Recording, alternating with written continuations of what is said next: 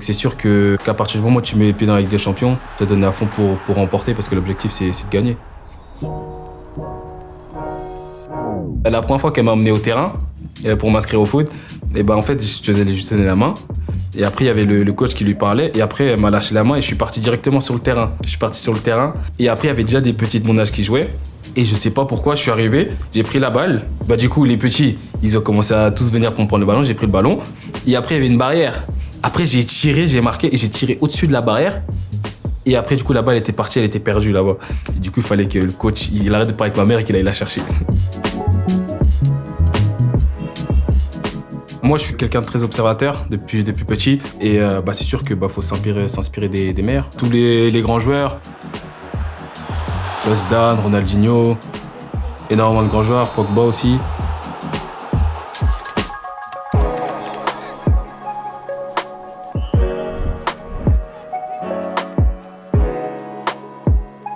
Je me souviens, j'étais au foot et après il y avait mon coach Nicolas Martinet qui m'avait dit que j'allais faire un match avec le Stade Rennais contre Laval. Et après, j'allais directement noter dans mon agenda. Et après, je suis parti au match. J'ai joué latéral gauche. Ça s'est bien passé. Et après, j'ai refait un match, des tournois et jusqu'à aujourd'hui. Premier entraînement, oui, j'avais souffert. Niveau physiquement, ouais, c'était pas la même chose qu'au centre de formation avec le coach Lamouchi. J'ai même failli vomir, je crois. On a fait des trucs de fou. Et franchement, après, je me suis adapté. J'ai continué à évoluer avec eux et jusqu'à qu'aujourd'hui, quand je m'entraînais avec le Stade Rennais, ça passait normal.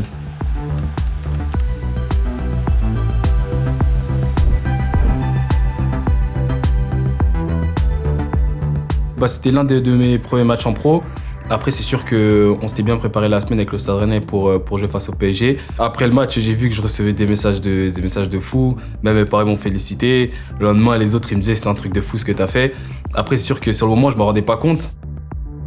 C'est sûr que vis-à-vis déjà des autres personnes, ce match va changer la façon de me voir. Après, comme je l'ai dit, moi, c'est un match comme un autre. Certes, j'avais fait un gros match, mais c'est pas quelque chose qu'il faut se mettre dans la tête parce qu'après, il y a d'autres matchs. Il faut continuer à performer.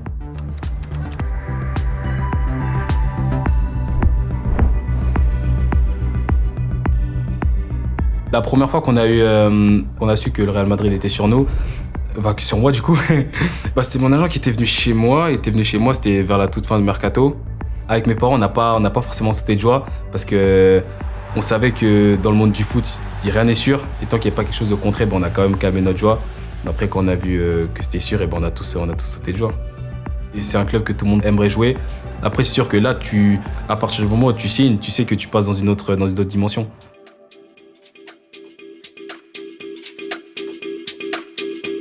La finale Ligue des Champions contre l'Atlético Madrid, je l'ai regardée. Je me suis là en tête, vous me dites ça, là, j'ai pensé au but de Bale de la tête. J'ai regardé aussi la finale du Real Madrid contre Liverpool, la retournée de Bale sur une passe de Marcelo. Et c'est sûr qu'il y a énormément de moments qui restent gravés dans la Ligue des Champions. Pression, non, je dirais pas forcément une pression, mais c'est surtout quelque chose qui te booste. Parce que tu sais où tu mets les pieds, tu rentres dans un club qui a gagné 13 Ligues des Champions, et tu sais que la Ligue des Champions, c'est un objectif du club. Donc c'est sûr qu'à partir du moment où tu mets les pieds dans la Ligue des Champions, tu dois te donner à fond. Tu dois te donner à fond pour remporter, parce que l'objectif, c'est de gagner.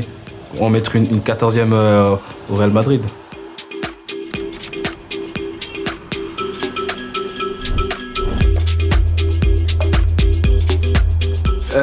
Je pense que la première leçon déjà quand t'apprends quand t'es footballeur, c'est que c'est impitoyable et que tu peux être en haut et descendre très vite.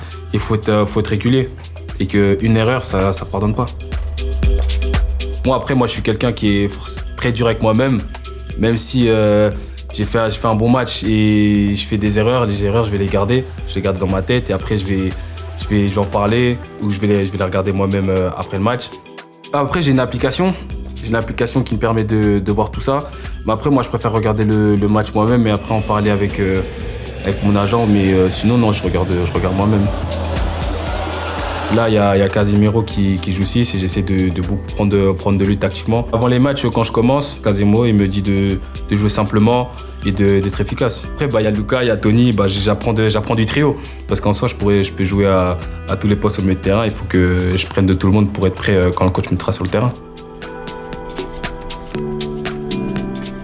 Mes parents sont toujours démenés pour que moi et mes frères et sœurs, on ait quand même une vie paisible. Ils nous parlaient pas forcément des problèmes qu'ils avaient au quotidien, mais en grandissant, ils nous ont parlé des problèmes et moi, au quotidien, je le voyais pas forcément. Mais en réfléchissant, je me rends compte que quand même, on avait des galères.